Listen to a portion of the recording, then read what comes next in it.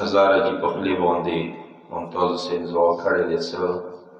زه اچانک نن روان شولم که کلي کې مانه څوک خفه وي او مې چا غیبت کړی وي دا ټوله ماته موافق وو هغه حج ته ووتلو پروردګار اعلان دی هغه سفر بې خطره وګرځوي دوو شیو حوالې سره تاسو په خدمت کې رئیس عرض کوم یو ځنه خلک ډېر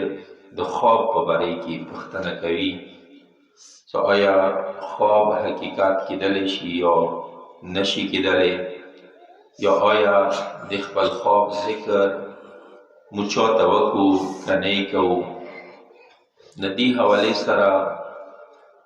دوستان عزیز خوب لیدله د انسان مزی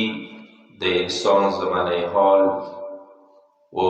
آینده زمانه کې دخالات لري و اما اکثر چې کوم خوب رښتیا کیږي د انسان زندګۍ کې هغه خوب رښتیا کیږي چې کوم سبع المنزل د انسان نږدې ولیدلو خو اما که چیرې د خوب ذکر کوي ته د خواب ذکر هغه انسان ته سره حسد لري کینه لري بغض لري هغوی کسانو ته د خپل خوب ذکر مه کوه و دویمه خبره دا څه خپل خوب هغه چاته بیان که څه هغه کم از کم تعبیر نه څه نه څه آگاه وي داسې نه څه بس ځان طرفه نه تا ته یو تعبیر راوباسي چې تا دا خوب لیدلی دی دا یې تا چې دی تعبیر دی دغه خبره څه هغه انسان څه هغه بد دی هغه ته به ته خوب نه بیانوي دا قاعده کلیه ما تاسو ته پروردگار عالم قرآن کی بیان کړی دی سوره یوسف آیت نمبر 4 و 5 کی اذ قال یوسف لأبیه یا ابت انی رأیت 11 کوكبا سکلا حضرت یوسف علیہ السلام پلار ته ویله څه بابا ما خوب کې 11 ستوري ولیدل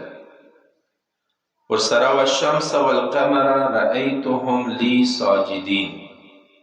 ما میاشت ولیدله مې سترګه مو ولیدله چې ما ته د سجده کوي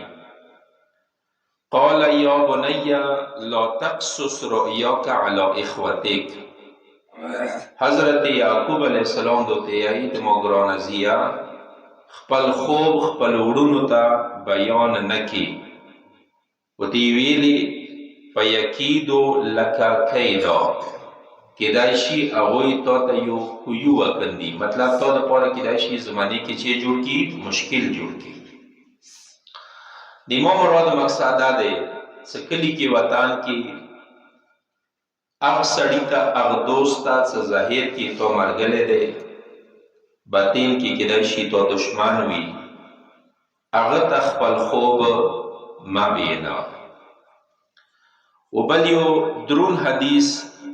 که خوب حواله سره تاسو په خدمت کې عرض کوم دغه لونی توجه وکړئ پیغمبر یې ان الرؤيا المؤمن ترفع بین السماء على صاحب رأسها د انسان خوب د انسان سر باندې داسې چارې ګرتویږي لکه د یوه انسان سر باندې پاسه مرغۍ تویږي مطلب دا څه اوس هوا کې مرغۍ روانه دی څو پورې څه هغه ځمکې ته الوېدلي نه دی دا پته نه لګي چې مرغۍ خپله کېنستله که چوشتله امام مراد مقصد دا دی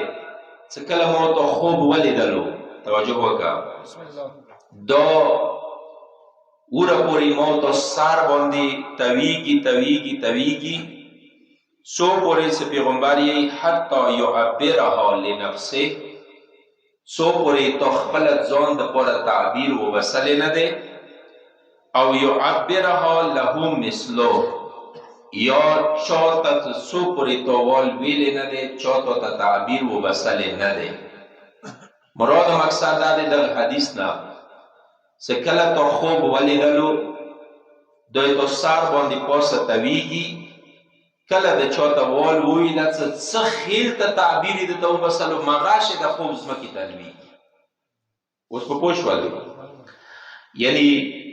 لکه مثلا زه چاته وایم څه دیګا مخوم خوب کې ولیدل پلانکای سړی مې مړ کړی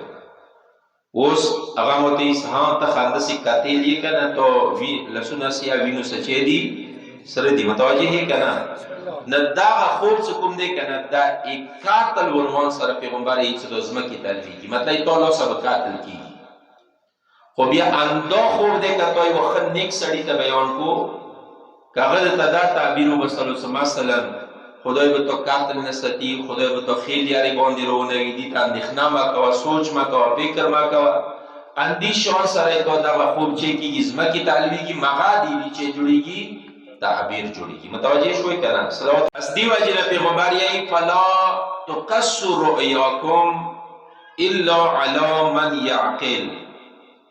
پس تاسو خپل خواب ما بیانوئ مګر هغه سړي ته چې هغه عقلمند دی هغه عقل لري یعنی څه نه څه تعبیر باندې پوه دی. دا یو شای. دویم شای ډیر کم ټایم کې صرف تاسو ذهنو ته زه نن یوه خبره چوم دغې خبرې باندې زندګۍ کې عمل کوئ چېرته به زندګۍ کې چا سره لنجه رانه شي چېرته به زندګۍ کې چا سره بدۍ رانه شي چېرته به زندګۍ کې چا سره مړی زنده بیل نه شي خو که